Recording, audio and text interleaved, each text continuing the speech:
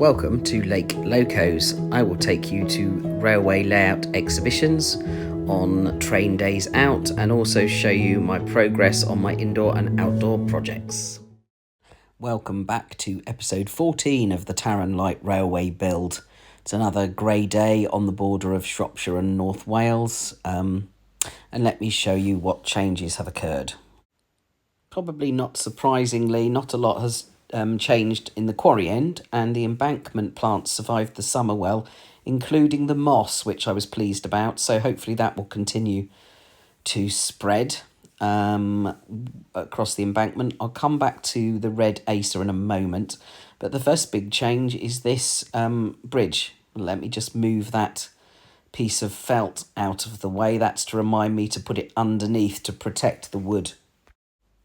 I was up at the Southgate Light Railway in Yorkshire last weekend, and Nikki and Rob kindly gave me this bridge to fit in right here, and that is going to work so much better and so much easier than me trying to build a viaduct, so massive thanks to them.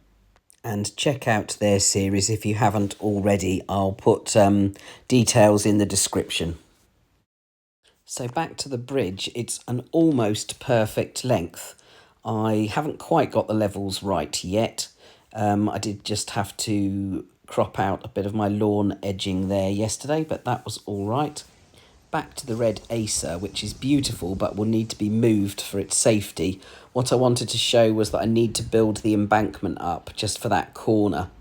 Now, whatever bridge I'd put in or viaduct, I would need to do that. So that's not a surprise, it's just another job on the list.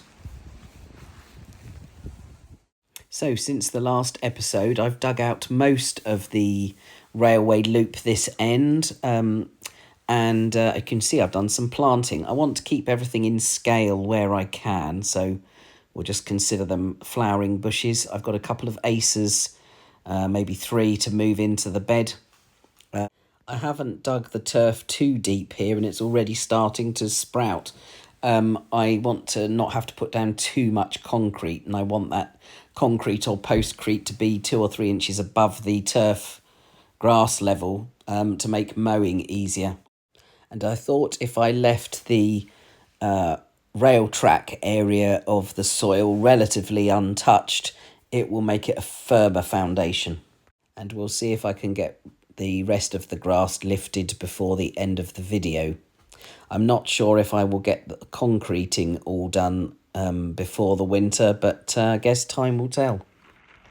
This is becoming a habit. That is, whenever I plan to do a day in the garden, it is a storm. This one is Storm Amy. Never mind, I'm sure there's plenty of things to do inside. I need to finish painting these characters, and then they will need to be covered in slate dust or a slate dust effect, because we can't have them looking that bright and cheery, can we?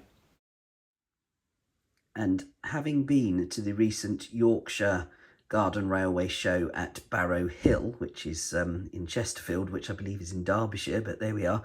I bought a few bits and pieces, as you could guess, so I've been painting up this dairy cart, which is by Coach and Wagon Works. So hopefully next time you'll see that fully built. Sunday was drier, so now you see it, and now you don't. Well, at least I got that chunk done. Still got a little bit more left to do. So a little more painting done. The handle added and 2 of the 3 wheels. I added some handles which I had to make because there wasn't any in the kit, and the axle would not fit. It was too big a stick, so I've got some gardener's wire. That will work nicely. Well, then I took some time out and went to the garden centre. So let me tell you what I've just planted. So that is blue Cicericium. I don't know what its particular type is. It's the normal purpley blue. Over here we've got one called Dragon's Eye, which is going to look like that. That is a thyme red carpet, which should stay small. It's down as alpine. This is a half hardy alpine, so I've hidden it from the wind a bit behind that conifer. It's a Santolina called Lemon Fizz. So that's an alpine form of geranium. Brass button or Leptonella. So it looks like little bits of bracken.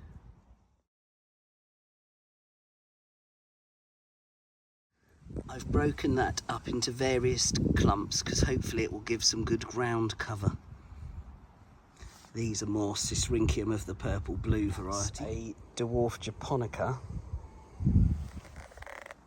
It's only supposed to grow 2 to 5 centimetres a year. This one is Piccia Mariana or Nana, not sure how you pronounce that. Another dwarf, 2 to 6 centimetres per annum.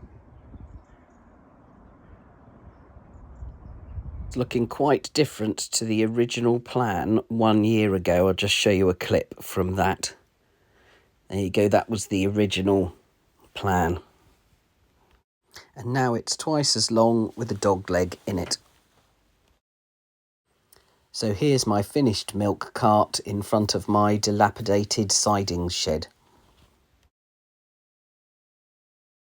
So I'm just back from a week's holiday. You might want to check out my videos of Peakorama and the West Somerset Railway Steam Gala weekend.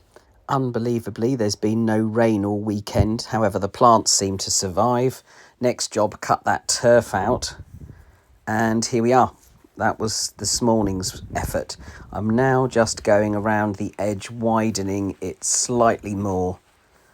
So just going to cut out a few inches all the way around. This is to kind of highlight the slope. I'm not sure how well it does it. So I've moved my smallest Acer because I was actually doing some gardening in the bed it was in yesterday.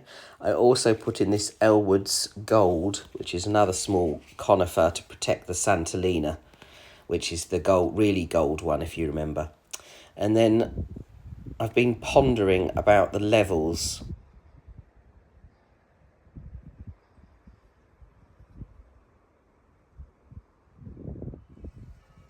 This area is in a bit of a dip, so I think that will need to be raised up.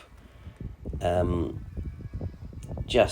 probably can't see it, but quite a bit more, just to bring it up to the level here, where this bend is before the bridge. It's quite a bit higher, and then that drops off again, but then raises in that corner, so I think that straight there could be raised as well up to the level of that curve. And then this bit, I don't really want to get too much higher because it's already quite a raise to get up to it. I hope that makes sense.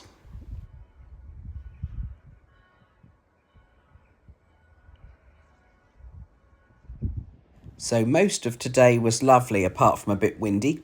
So I've managed to get all of the track joined up apart from one place which you'll see. So before I end, let's have a locomotive run.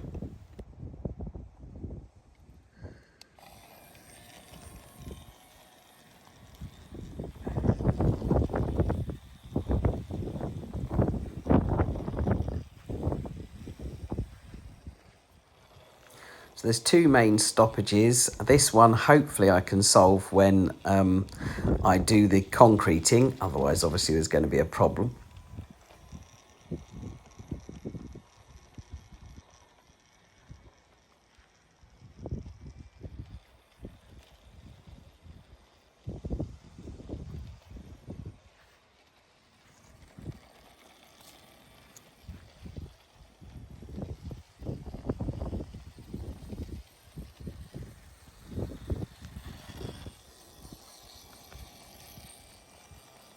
I think the next stop is going to be the trickiest one to sort out, as it's the difference between where we're running on clay, but hopefully a bit of concrete soon, and the bricks as we go over a join. So just there we go.